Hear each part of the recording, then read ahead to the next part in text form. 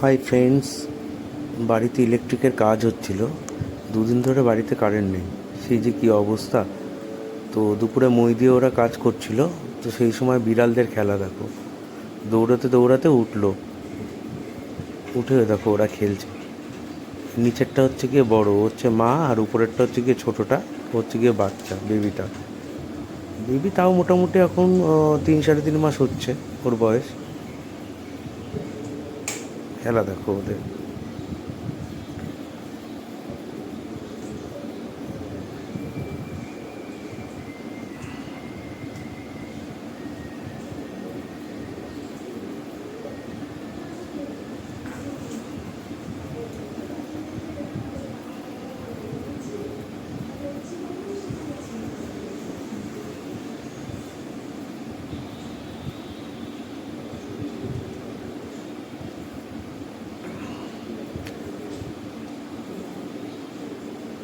এই ছোটো বাচ্চাটা কদিন আগে খুব অসুস্থ ছিল।